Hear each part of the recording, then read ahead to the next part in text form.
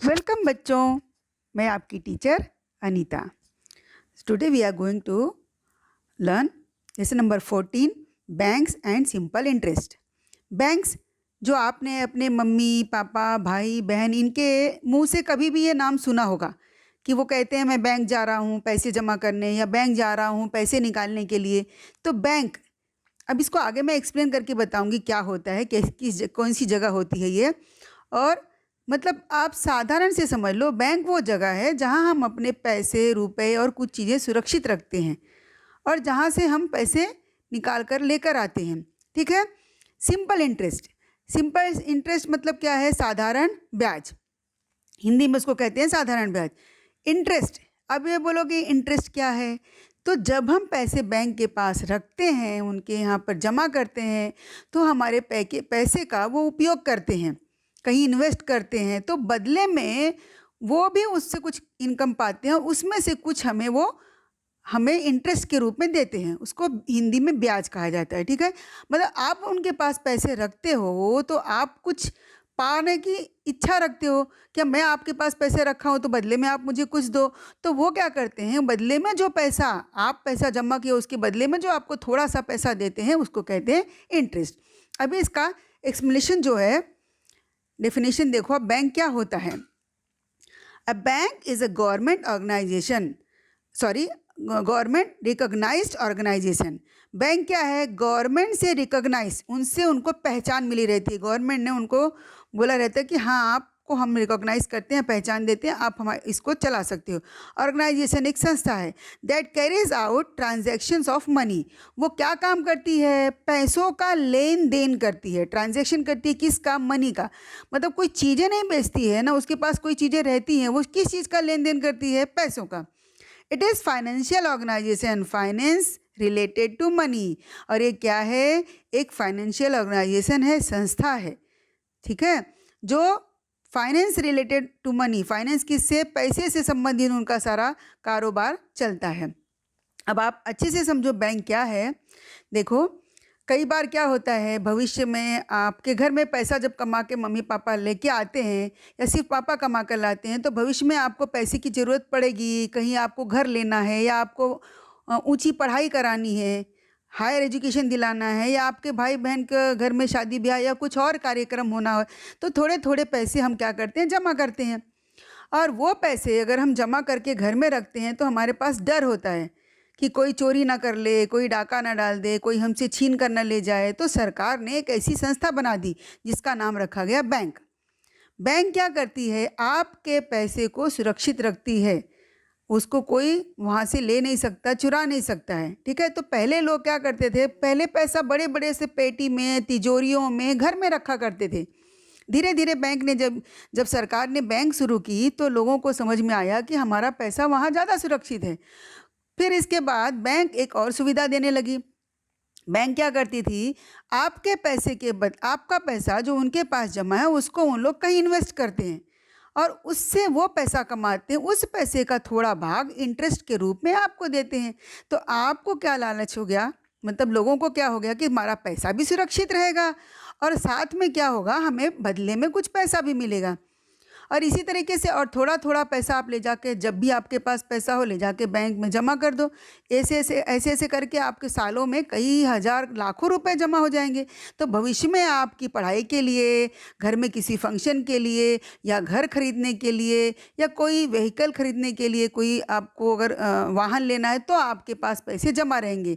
अड़चन की समय के लिए आपके पास पैसे जमा रहेंगे। ठीक है। अभी आपने देखा ना कि ये कोविड की बीमारी के समय में, लॉकडाउन के समय में, तो कई बार ऐसा हुआ कि जॉब नहीं था लोगों के पास, तो जो पैसे लोगों ने जमा किए थे उससे उन्होंने अपना घर चलाया।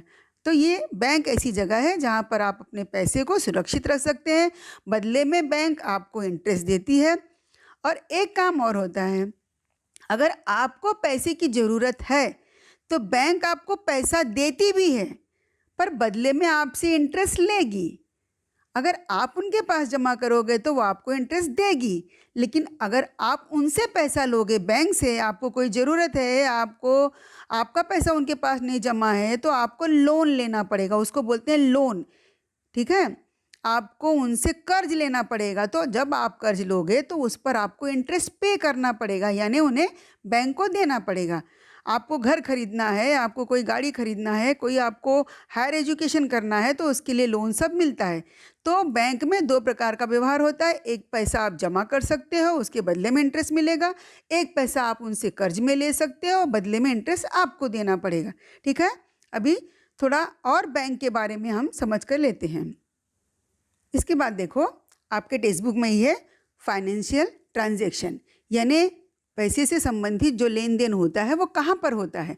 तो देखो, स्टूडेंट्स को आवश्यकता लगती है पढ़ाई लिखाई के लिए, उनकी फ़ीस भरने के लिए, हायर एजुकेशन के लिए। और कौन यूज़ करता है? फार्मर्स खेत में जब बुआई करते हैं, बीज डालते हैं, तो उनको पैसे की ज़रूरत होती है तो कर्ज लेते हैं, और अगर उनसे खेत के अनाज बेचने पर पैसा मिलता है तो ले जाके जमा कर देते हैं। इसके बाद देखो, वुमेन्स सेविंग ग्रुप्स, महिला बचत गुट, वो क्या करती हैं? महिला बचत गट क्या करती हैं? आपस में जो थोड़े थोड़े महीने के पैसे उनके पास आते हैं खर्च चलाने के लिए, जो उसमें से बचता है इकट्ठा करती हैं, बैंक में जमा करती हैं, या कोई मिलकर कोई व्यवसाय चलाती हैं। ठीक है, घरेलू व्यवसाय, उसके लिए वो कर्ज लेती हैं वो। इसके बाद देखिए, इंडस्ट्रीज और प्रोफेशनल जैसे हो गए, डॉक्टर हो गए, इंजीनियर हो गए, वो लोग भी पैसे लेते हैं। डॉक्टर है, अगर उन्हें हॉस्पिटल बनाना है तो पैसे कर्ज में लेते हैं, अगर पैसा कमाए हैं तो ले जाके जमा करते हैं बैंक में। इंडस्ट्रीज, बड़े बड़े जो कारखाने चलाने वाले लोग हैं, उन्हें भी पैसे की ज़रूरत पड़ती है कारखाने लगाने के लिए, मशीनें लाने के लिए। इसके बाद देखो, ट्रेडर्स और बिजनेसमैन, ट्रेडिंग करने वाले जो लोग होते हैं, बिजनेसमैन, व्यापारी जो होते हैं, उन्हें भी पैसे की ज़रूरत होती है। पैसा जमा भी करना होता है, पैसा कर्ज में भी लेते हैं। तो पैसे की देखो कहाँ कहाँ पर इसका फाइनेंशियल ट्रांजैक्शन होता है, ये इन चित्रों से आपको समझाया गया है। अब आगे थोड़ा सा और बैंक के बारे में समझते हैं। तो आगे आप देखो, लेट्स लर्न में बैंक अकाउंट्स। बैंक अकाउंट क्या होता है? आपका बैंक में हर एक व्यक्ति का एक खाता होता है। बैंक अकाउंट यानी बैंक का खाता। खाता मतलब आपकी एक पहचान होती है बैंक में, एक नंबर आपको दिया जाता है, वही नंबर पर आपका पैसा आपका जमा किया जाएगा पैसा, और वही आपकी वहाँ बैंक में पहचान होती है। ठीक है, तो बैंक में खाता खोलने के लिए आपको क्या क्या चीज़ें चाहिए, ये देखो। टू ओपन न्यू अकाउंट, अगर आपको न्यू अकाउंट बैंक में खोलना है तो क्या आपको चाहिए? प्रूफ ऑफ रेसिडेंस, मतलब आप कहाँ रहते हो, रेसिडेंस, कहाँ के रहवासी हो, उसका प्रूफ यानी प्रमाण चाहिए। जैसे आप राशन कार्ड यूज़ करते हो।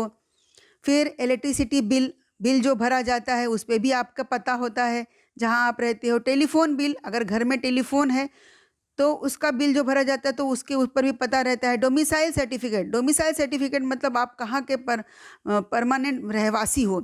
जैसे आप महाराष्ट्र के रहवासी हो क्या, आप उत्तर प्रदेश के रहवासी हो, अगर बहुत वर्षों से 15 साल से अधिक महाराष्ट्र में रहते हो तो आप महाराष्ट्र के परमानेंट रहवासी माने जाओगे। ठीक है, आइडेंटिटी कार्ड, आपके आइडेंटिटी कार्ड कोई है। ठीक है, उसके बाद में देखो, प्रूफ ऑफ आइडेंटिटी, आपकी स्वयं के पहचान का भी प्रूफ देना पड़ता है। एक ये पते का पहचान हो गया, दूसरा है स्वयं का पहचान, आप कौन हो। जैसे आधार कार्ड सबके पास होता है, बच्चों के पास स्कूल में कंपलसरी है, आप लोगों ने सभी ने बना के जमा किया है ना स्कूल में।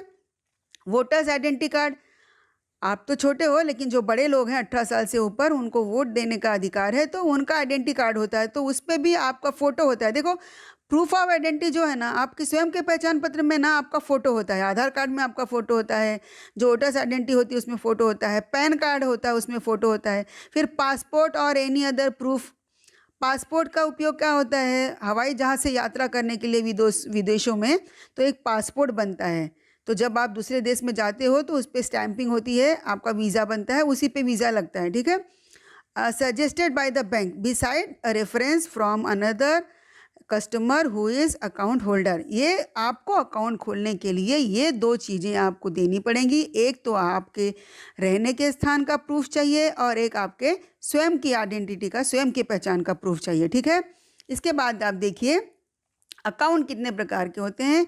एक सेविंग अकाउंट होता है, करंट अकाउंट होता है। आपको मैं तो देखिए यहाँ पर आप बच्चों, सेविंग अकाउंट क्या होता है? आप में सेविंग करने यानी बचत की आदत डालने के लिए, हैबिट ऑफ सेविंग, बचत की आदत डालने के लिए आप चाहो तो अकाउंट, बच्चों का भी अकाउंट खुलता है, आप खोल सकते हो। उसमें आप जितना आपके पास पैसा है थोड़ा थोड़ा करके ले जाके उसमें जमा कर सकते हो। ठीक है, और जब आपको ज़रूरत हो तो पैसा आप उसमें से निकाल भी सकते हो। बदले में आपको बैंक जो आपका पैसा वहाँ जमा है बदले में इंटरेस्ट देती है। तो यहाँ पे 4 to 6% इंटरेस्ट बताया गया कि देती है, मतलब अंदाजे आप समझ लो हर बैंक इतना ही नहीं देगी, कोई 4%, 5%, कोई 6%। आजकल तो और भी कम हो गया है, अभी इस पीरियड में थोड़ा सा और भी कम हो गया है, बट 4% to 6% एक अमूमन आप अंदाज लगा दो, इतना आपके पैसे पे जो आपने पैसा वहाँ धीरे धीरे करके जमा किया है वहाँ पर मिलता है। अब आपको बैंक में आपका पैसा जमा है, उसके लिए आपको प्रूफ क्या मिलता है, आपको पासबुक मिलता है। पासबुक में आपके एक बुक होती है, नोटबुक जैसी होती है, उसमें लिखा होता है कि आपने कितना पैसा कितने तारीख को जमा किया, कितना पैसा कितने तारीख को निकाला। ठीक है, चेक बुक मिलता है। चेक बुक क्या होता है, एक छोटी सी बुक होती है जिसमें से आप एंट्री करके आपको कितना पैसा निकालना है अपना साइन करके आपका सिग्नेचर करके आप पैसा वहाँ से निकाल सकते हो। ठीक है, एटीएम कार्ड होता है, आपको तो अपने देखा होगा सब जगह एटीएम मशीन लगी होती है। कई बार आप लोग बोलते हो टीचर एटीएम कार्ड, पापा का एटीएम कार्ड, तो वो एटीएम कार्ड का एक पिन कोड नंबर होता है, एंट्री करेंगे तो और वो कार्ड उसमें डालेंगे मशीन में तो आपको जितना पैसा चाहिए वो निकाल सकते हो। ठीक है, मोबाइल बैंकिंग, अभी देखो ये जो लॉकडाउन का पीरियड था, इस समय मोबाइल बैंकिंग, एसएमएस बैंकिंग, इन सब का बहुत प्रचलन था, क्योंकि लोग घर से बाहर नहीं निकलते थे ना, तो आप मोबाइल पे ऐप डाउनलोड करके उससे ही पैसा आप मोबाइल से ही बैंक टू बैंक ट्रांसफ़र कर सकते हो, पे कर सकते हो। ठीक है, इंटरनेट बैंकिंग होता है और भी बहुत चीज़ें होती हैं। ठीक है, इसके बाद में आप देखो यहाँ पर एक और अकाउंट है। हाँ, एक चीज़ आप यहाँ पर और देख लो, अगर आपके पास चेकबुक नहीं है तो बैंक में प्रिंटेड स्लिप होती है पैसा निकालने और विड्रॉ करने के लिए और पैसा भरने के लिए भी। ठीक है, अभी एक और अकाउंट का प्रकार है, वो है करंट अकाउंट। करंट अकाउंट में क्या होता है, money can be withdrawn from it any time, any number of times, मतलब करंट अकाउंट में आप दिन भर में कई बार पैसा डाल सकते हो, कई बार पैसा निकाल सकते हो। सेविंग अकाउंट में ऐसा नहीं है। सेविंग अकाउंट में क्या होता है, देखो इसमें आपको दिन में कई बार पैसा नहीं निकाल सकते हो आप। ठीक है, डाल सकते हो पर कई बार पैसा नहीं निकाल सकते हो। लेकिन करंट अकाउंट किसके लिए होता है, ये हमारे जैसे लोगों के नहीं हो, बिजनेसमैन जो होते हैं ना, उनके पास बड़ा बड़ा अमाउंट कई बार दिन में कई बार आता है, तो वो कई बार पैसा डालते हैं और कई बार दिन में निकालते हैं। पर उनको एक चीज़ की उनको नुकसान होता है, उनको ये जो हमको इंटरेस्ट मिलता है, आप यहाँ पर ध्यान दो, और जो सेविंग अकाउंट में मैंने आपको बताया 4 to 6% इंटरेस्ट मिलता है, तो उनको कोई इंटरेस्ट नहीं मिलता है, बस उनका पैसा बैंक में सुरक्षित रहता है। One does not get any interest on the amount in this account. Current account में आपको कोई इंटरेस्ट नहीं मिलेगा, सिर्फ बैंक आपको गारंटी देती है कि आपका पैसा हमारे पास सुरक्षित रहेगा। आप दिन में कई बार क्या होता है, ट्रांजैक्शन होता है बिजनेसमैन का, पैसे आते हैं, कई बार उनको देने पड़ते हैं, तो ये करंट अकाउंट उनके लिए सुविधाजनक है। उसके बाद देखो आप, फिक्स डिपॉजिट होता है। इसमें क्या होता है, आपके पास समझो पिताजी ने कोई काम किया, पैसा इकट्ठे जमा किया, 1-1.5 लाख रुपए हो गए, कुछ पैसा आपके पास इकट्ठा जमा हो गया, तो आप इसको क्या करोगे, फिक्स डिपॉजिट कर देना है। मतलब उसका पीरियड होता है 1 वर्ष के लिए, 1 ईयर, 3 ईयर्स, 5 ईयर्स, उसके ऊपर आपको इंटरेस्ट मिलेगा। उसके पहले आप ये ब्रेक नहीं कर सकते हो। अगर आपने ब्रेक कर दिया तो आपका इंटरेस्ट रेट जो है वो कम हो जाएगा, आपको कट करके पैसा मिलेगा। फिक्स मतलब होता है, आपको समझो 5 साल के बाद कोई काम करना है, आपको तब पैसे चाहिए, ज़्यादा पैसे चाहिए, आपने अभी 1 लाख आप डिपॉजिट किया और बैंक बोलती है 5 ईयर्स मेरे पास रखोगे तो मैं आपको ज़्यादा रिवार्ड दूंगा, बदले में मैं आपको 1,50,000, 1,70,000 दूंगा। तो आप, लेकिन बीच में आप उसको ब्रेक नहीं कर सकते, शर्त ये होती है। तो फिक्स होता है वो पैसा, और उसको बैंक कहीं पर इन्वेस्ट करती है, उनको भी उससे इनकम होता है और उसमें से आपको भी इनकम देते हैं इंटरेस्ट के रूप में। ठीक है, ये 4th वन है रिकरिंग डिपॉजिट। रिकरिंग क्या होता है, एवरी मंथ एक फिक्स अमाउंट आपको बैंक में जमा करना है। जैसे आपने 1000 रुपीज़ की रिकरिंग खोली, 1000 रुपीज़ आपको एवरी मंथ उस डेट के पहले जाके जमा करना है, और आपने 2 ईयर्स के लिए, 12 मंथ्स या 24 मंथ्स या 36 मंथ्स, 1 ईयर, 2 ईयर, 3 ईयर्स, कितने लिए आपने उसको रिकरिंग डिपॉजिट मतलब आपने अकाउंट खोला है, उतने ईयर तक आपको पैसा हर मंथ जमा करना होगा। और जब आपका वो मेच्योर हो जाएगा, यानी 1 ईयर के लिए, आफ्टर 1 ईयर आपको पूरा पैसा आपका अपना जमा किया हुआ प्लस इंटरेस्ट सब मिला के आपको दे दिया जाएगा। तो आपने अकाउंट कौन कौन से टाइप के पढ़ लिए, सेविंग, करंट, फिक्स डिपॉजिट और रिकरिंग डिपॉजिट। अभी कैलकुलेशन ऑफ इंटरेस्ट क्या होता है, कैलकुलेट कैसे करते हैं इंटरेस्ट, देखिए। अभी देखो यहाँ पर Account holders of a bank are paid some amounts for keeping their money in the bank. On the other hand, people who borrow from a bank are charged an amount for the use of the money loaned to them. देखो, दो तरह का interest होता है। एक, जो लोग पैसा जमा करते हैं, जैसे मैंने पैसा जमा किया तो उसके ऊपर हमें इंटरेस्ट मिलेगा, और एक इंटरेस्ट होता है जो किसी ने लोन उठाया है, यानी मैंने बैंक से पैसा लिया है उधार में, तो बदले में मुझे इंटरेस्ट देना पड़ेगा। तो दो तरह के इंटरेस्ट हो गए, ठीक है। एक आपको मिलता है आपके पैसे पे अगर आपने जमा किया है, और एक आपको देना पड़ता है अगर आपने पैसा लिया है। तो ये इंटरेस्ट है क्या? For the use of the money loan to them such amount are called interest. अब आपने जो मूलधन हो यानी मूल पैसा उनसे लिया है, जो उसको आप यूज़ कर रहे हो, तो अगर आप यूज़ कर रहे हो तो बदले में आपको जो पैसा बैंक को देना है, यानी आप समझो आपने 100 रुपीज़ बैंक से लिया और 10% इंटरेस्ट है, तो एक साल के लास्ट में आपको 110 रुपीज़, मतलब 100 रुपीज़ जो आपने लिया बैंक से प्लस इंटरेस्ट क्या हो गया, ये प्रिंसिपल हो गया और ये इंटरेस्ट हो गया, तो 10 रुपीज़, यानी लास्ट में आपको क्या देना होगा, टोटल अमाउंट आपको क्या देना होगा, 110 रुपीज़ आपको रिटर्न करना होगा।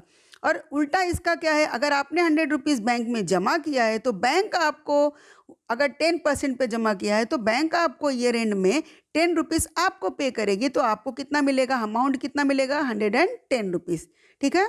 ये मैं 100 रुपीज़ के हिसाब से बता रही हूँ। The money deposit in the bank और the money lent by the bank to a borrower is called the principal. अब प्रिंसिपल क्या है, मूलधन, मतलब जो आप मेन पैसा, जैसे 100 रुपीज़ मैंने आपको बताया ना, 100 रुपीज़ आपने बैंक से लिया या बैंक में आपने जमा किया, तो ये आपका हो गया मूलधन, प्रिंसिपल, दिस इज़ पी, ठीक है। ये 10 रुपीज़ जो आपको बैंक दे रही है या आप बैंक को दोगे, अगर आपने पैसा लिया है बैंक से तो 10 रुपया आप दोगे, अगर बैंक में आपका पैसा जमा है तो बैंक आपको देगी, तो ये इंटरेस्ट हो गया, और ये टोटल अमाउंट हो गया प्लस प्रिंसिपल यानी मूलधन और इंटरेस्ट मिला के जो बनता है वो उसको बोलते हैं अमाउंट, ठीक है। प्रिंसिपल मनी मतलब आपको समझ गया, जो आप मुख्य पैसा आप लेते हो बैंक से या आप बैंक में जमा करते हो, बदले में बैंक उस पर आपको इंटरेस्ट देती है, तो ये प्रिंसिपल अमाउंट यानी मूलधन।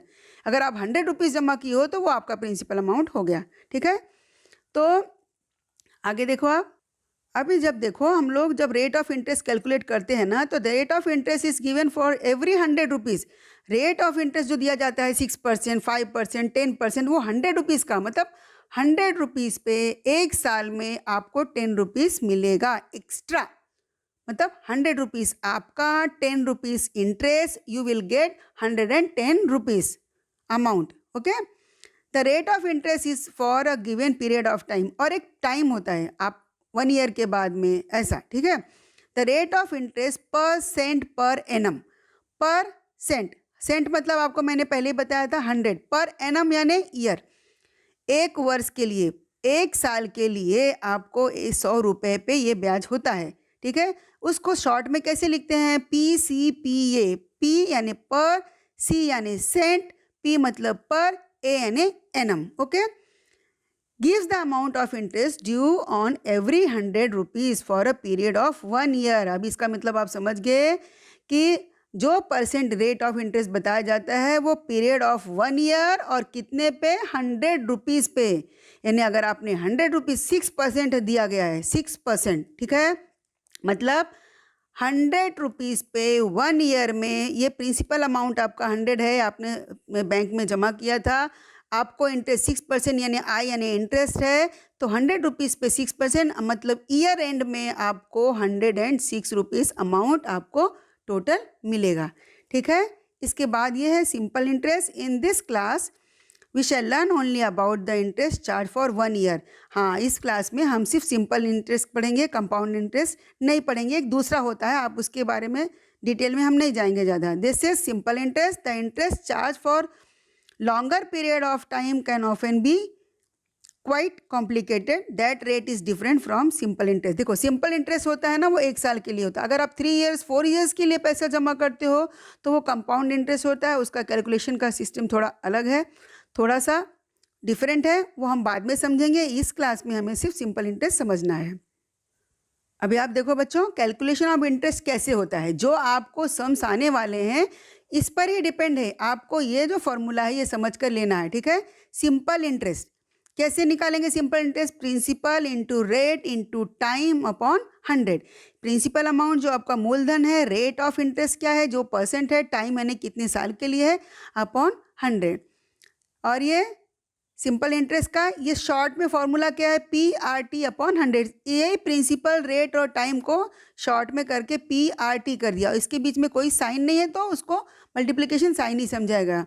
P यानी क्या है, प्रिंसिपल, R यानी rate of interest, and T मतलब टाइम पीरियड, ठीक है।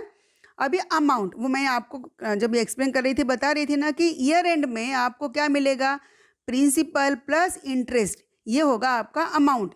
यानी आपको 100 रुपीज़ प्लस आपका इंटरेस्ट का 10 रुपीज़, अमाउंट आपको क्या मिलेगा, 110 rupees. This is amount. 100 rupees is your principal, 10 rupees is your interest, and you will get 110 rupees at the end of the year, ठीक है। तो दिस इज अमाउंट। तो अभी शॉर्ट में कैसे लिखते हैं, अभी हम लोग सब पूरा प्रिंसिपल प्लस इंटरेस्ट नहीं लिख के P प्लस I लिखेंगे तो हो गया formula. Types of account summarize कर देती हूँ, मैंने आपको एक्सप्लेन किया। सेविंग अकाउंट जिसमें आप पैसा जमा कर सकते हो और उसमें 4 to 6% इंटरेस्ट मिलता है। करंट अकाउंट, इसमें भी आप पैसा जमा कर सकते हो, दिन में कई बार जमा कर सकते हो, कई बार निकाल सकते हो। सेविंग अकाउंट में ऐसा नहीं है। फिक्स डिपॉजिट अकाउंट क्या है, इसमें पैसा एक फिक्स पीरियड के लिए जमा करते हैं, उसके पहले आप ब्रेक नहीं कर सकते हो, अदरवाइज आपको लॉस होएगा। रिकरिंग डिपॉजिट क्या है, इसमें एवरी मंथ एक फिक्स पीरियड आपको जमा करने का है, बैंक में डिपॉजिट करना है। सो सपोज 1000 रुपीज़, तो 1000 रुपीज़ 1 ईयर के लिए एवरी मंथ 1000 रुपीज़ जमा करना है। रिकरिंग सेम थिंग रिकर होएगा। और the rate of interest is given for every, ये भी आपको मैंने एक्सप्लेन किया। रेट ऑफ इंटरेस्ट कैसे होता है, the rate of interest is given for every 100 rupees and for a given period of time. 100 रुपये पे जो रेट ऑफ इंटरेस्ट हमें बताया जाता है वो 100 रुपये के लिए बताया जाता है, ठीक है। और गिवन पीरियड ऑफ टाइम भी बताया जाता है कि 1 year. The rate of interest is written as, rate of interest को कैसे लिखते हैं, PCPA, percent per annum. PCPA को क्या बोलते हैं, percent per annum. PCPA, percent per annum. और 100 rupees for a period of 1 year. 1 year के 100 रुपीज़ पे ये परसेंट पर एनम होता है, ठीक है। पूरा ये लेसन मैंने एक्सप्लेन कर दिया, समराइज करके यहाँ पे बता दिया। अब आपको ये जो है, आप देखो ये आपके नोटबुक में लिखना है, इंपॉर्टेंट पॉइंट्स जो है ये देखो। आप इसको वीडियो रुका के आप इसको अच्छी तरीके से लिख सकते हो, ठीक है। ये पूरा आपको आपके नोटबुक में लिखना है। तो आप ये समझ गए। अभी इस पर बेस जो आपका नेक्स्ट प्रैक्टिस सेट है उसका प्रॉब्लम है, नेक्स्ट वीडियो में आप प्रैक्टिस सेट दूंगी मैं।